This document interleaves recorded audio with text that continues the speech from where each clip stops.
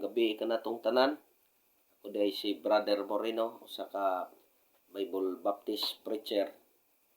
O aduna lang ko i-share kaninyong tanan kabahin sa mga panghitabo karon sa kalibutan.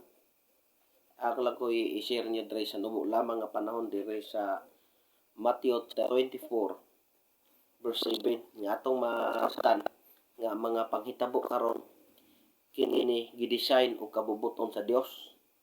Diri sa Matthew chapter 24 verse 7 ingon ang Ginoo, "For nation shall rise against nation, ang kingdom against kingdom, and there shall be famines and pestilence, and earthquakes in diverse places."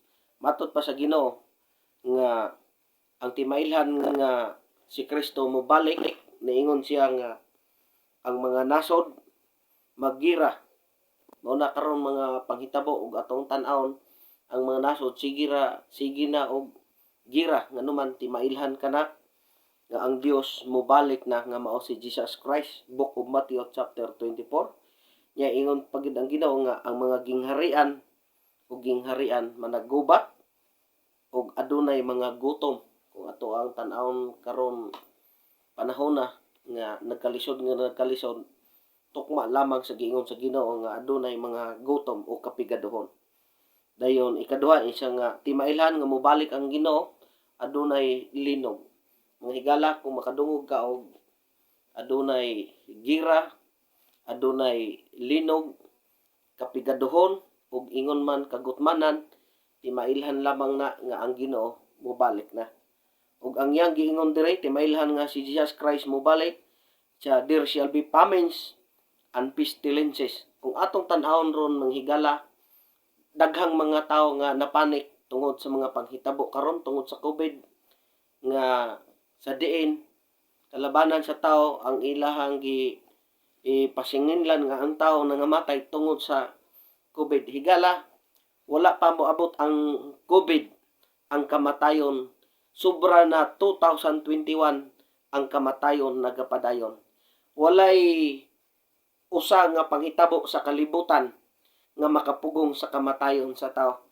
Ang COVID ang kapigaduhon or unsa diya nga kamatay dili na siya basihanan nga ang tao mamatay. Nganuman gikan sa sinugdanan ang kamatayon sa tao gidesign kana sa Ginoo.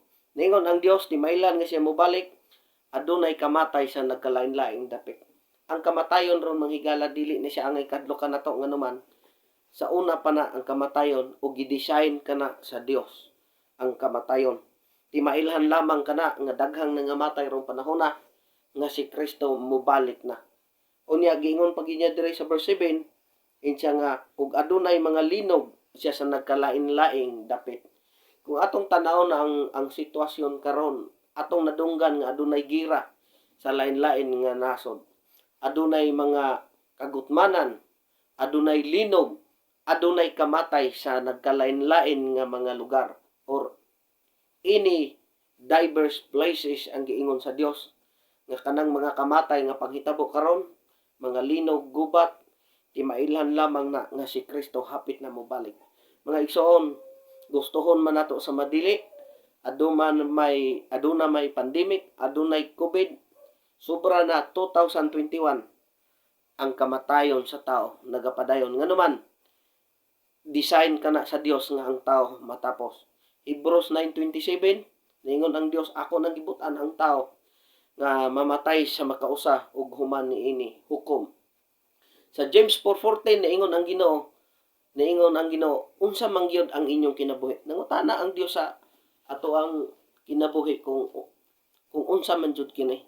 Wala tay angay kapasigarbos tong kinabuhi kay nganuman ang tao matud pa sa Genesis gikan lamang sa abog, gipurma sa Dios nahimong tao o gihuypan ang ilong unya nisulod ang kalag nga naghatag og kinabuhi. Pero atong tan-aw wa tay kapasigarbo ning kalibutan nganuman higala ikaw ug ako gikan lamang sa abog. Nya ingon siya, "Unsa man ang atong kinabuhi?" Ningon ang Dios nangutana, "Unsa man ang atong kinabuhi?" Ningon siya, "Mura lamang og aso or gabon nga mopakita sa makadali human niini mahanaw. Yan ingon siya, ang tinuod wala ta makahibalo o kung unsa ang ugma. Mga igsoon, may COVID man o sumawala atong hinumduman ang kamatayon sa tao nagapadayon nganuman design kana sa Dios human sa kamatayon hukman ta sa Dios. Ang Dios mupasaylo kanimo bisag unsa pa kadako sa imong sala. Ang Dios dili mo tanak kung unsa imong reliyon higala samtang buhi ka pa aduna ka pay panahon. Tuoy si Jesus Christ nga imong Dios ug manluluwas. Ipaubos imong kaugalingon ayaw pagpasigarbo kay ang tao nga gikakuyog ni Jesus dito sa place of Golgotha o Calvary ang nagyaga-yaga niya kay wala mo to karon to ana sa impierno apan ang kakuyog ni Jesus nga naglansang wala to sa relihiyon ha karon to ana siya sa gingharian niingon ra siya nga Ginoo kung tuwa na ka sa imuhang gingharian hinumdumi in taon ako gilingi siyang Jesus Christ siya karon dayon dalon ko ikaw sa akong paraiso nganong naluwas tong tawhana una siya nituo sa Dios ikaduha nagpaubos yung kaglingon nga siya makasasala mo na manghigala hinumduman nato nga maduhay adtuan sa tao langit ragyod ug impierno ayaw kahadloki ang COVID karong panahon na nganuman 2021 na katuig ang kamatayon sa tao nagapadayon siguro nga ikaw nagatuo sa imong Dios ug maluluwas nga mao si Jesus nganuman dalon kang Jesus Christ sa langit ug di ka moadtog impierno nganuman si Jesus Christ taga langit. Daghang salamat o kini sa gihapon si Brother Moreno usa ka Bible Baptist preacher sa Kabakungan Occidental. Salamat.